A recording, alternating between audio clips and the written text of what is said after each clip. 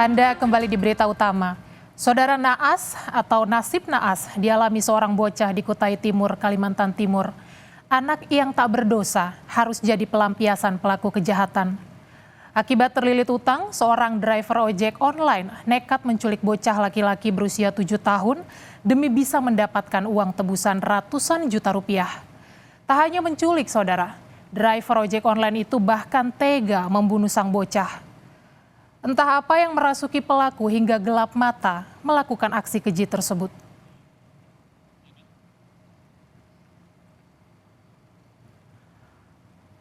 Muhammad Royan Prasetyo, bocah Malang itu sudah hilang sejak 1 Juni 2026 lalu.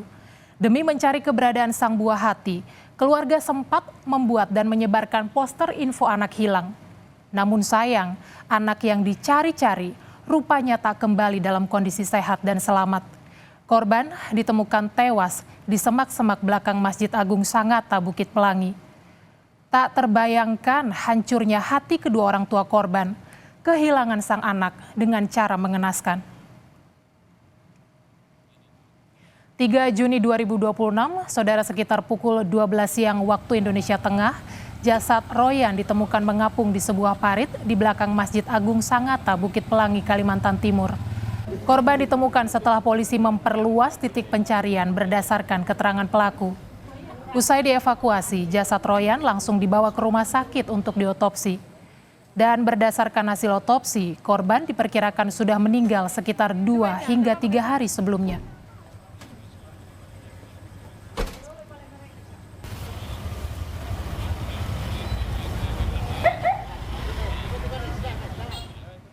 Rupanya, saudara, pikiran jahat pelaku untuk menculik anak sudah muncul sekitar bulan Januari 2026 lalu. Bermula saat ia mendapat orderan dari penumpang yang merupakan ayah korban. Saat itu, selama perjalanan mengantar ayah korban, pelaku mendengar cerita bahwa ayah korban tengah mengurus suatu urusan menggunakan uang yang cukup besar.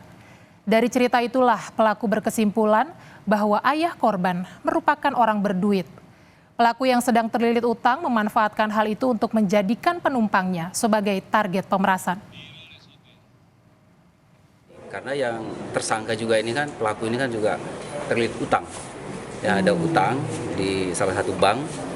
Kira-kira 5-6 bulan sebelumnya, ya, kira-kira bulan-bulan Januari itu, pelaku ini pernah mengantar orang tua korban, pernah mengantar Gojek ke salah satu tempat. Nah, selama pengantaran ini, orang tua pelaku ini bercerita, ya, salah satunya materinya itu bahwa saya akan mengurus uang, ya, uang nggak tahu dari keluarga dari mana, kurang lebih sekitar 1 M.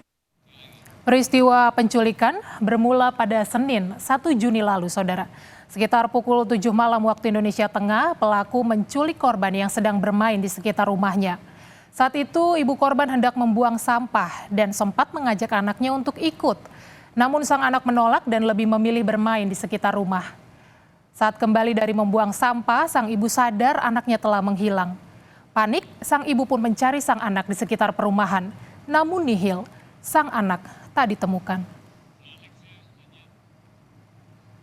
Titik terang muncul saat teman sebaya korban memberi kesaksian bahwa korban telah dibawa pergi oleh seorang lelaki yang mengendarai sepeda motor metik dan memakai atribut lengkap ojek online. Tersadarlah sang ibu bahwa sejak tadi ia memang melihat seorang driver ojol sudah mondar-mandir di sekitar rumah seperti sedang mengintai seseorang. Ibu korban pun segera melapor polisi.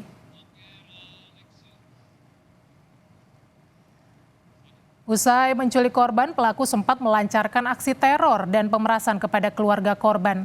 Melalui selembar potongan kardus, pelaku menuliskan instruksi agar keluarga korban mengirimkan uang tebusan sebesar 200 juta rupiah ke sebuah nomor rekening di salah satu bank.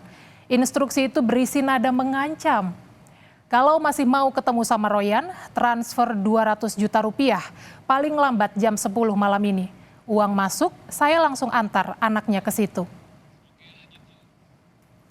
Namun naas, belum sempat uang tebusan itu disiapkan atau dikirimkan oleh pihak keluarga, pelaku sudah terlebih dahulu membunuh dan menenggelamkan bocah tak berdosa itu di sebuah sungai di dekat Masjid Agung Al-Falah Sangatta. Pelaku sempat membawa korban ke kawasan Bukit Pelangi dan menjebaknya ke belakang masjid dengan alasan mengajak memancing. Dan di lokasi yang sepi itulah pelaku mengeksekusi korban. Berdasarkan hasil otopsi, diduga kematian korban akibat masuknya air ke saluran pernapasan karena tenggelam. Hingga kini saudara polisi masih mendalami motif mengapa pelaku membunuh korban sebelum uang tebusan diberikan oleh keluarga korban kepada pelaku. Kan tadi belum sempat diserahkan uang itu, kenapa harus dibunuh terlebih awal? Alasan tersangka apa, Pak? Ini belum sampai mendalam ya, karena kan baru tadi malam ini ya. Sementara masih kita gali terus. Yang jelas tadi untuk motif sama disampaikan Bapak Kapolda bahwa motif ekonomi. Berbekal keterangan saksi dan rekaman kamera pengawas di sekitar lokasi kejadian, polisi pun berhasil mengidentifikasi profil pelaku. Pada Selasa malam, saudara, 2 Juni lalu, tim gabungan Subdit Jatanras di Treskrimum Polda Kaltim dan Polres Kutai Timur meringkus pelaku. MY ditangkap tanpa perlawanan di kawasan Jalan Sultan Hasanuddin, Kelurahan Baru Tengah, Balikpapan Barat, Kota Balikpapan. Pelaku pun dijerat pasal berlapis mengenai perampasan kemerdekaan, penculikan anak, dan pembunuhan dengan ancaman hukuman maksimal 15 tahun penjara. Ancaman seumur hidup ya pada pelaku. Berharap juga nanti ancaman maksimal. Kami mohon doanya, ya mudah-mudahan juga segera tuntas. Dari hasil penangkapan tersangka, polisi juga menyita sejumlah barang yang digunakan pelaku untuk memuluskan kejahatannya. Di antaranya 1 unit sepeda motor berwarna putih yang digunakan untuk menculik korban. Kemudian atribut ojek online seperti jaket dan helm berwarna merah, serta potongan kardus berisi teks ancaman nominal uang tebusan dan pakaian terakhir yang dikenakan oleh korban saat dilaporkan hilang.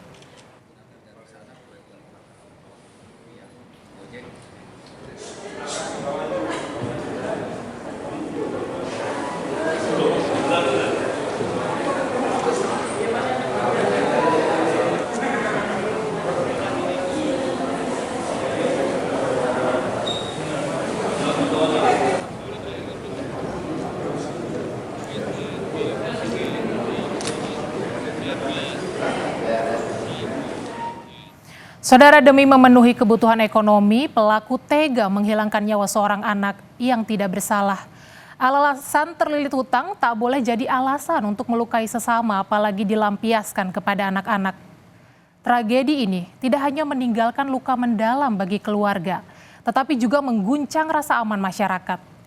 Semua pihak harus berbenah dan menyadari bahwa keselamatan anak merupakan tanggung jawab bersama.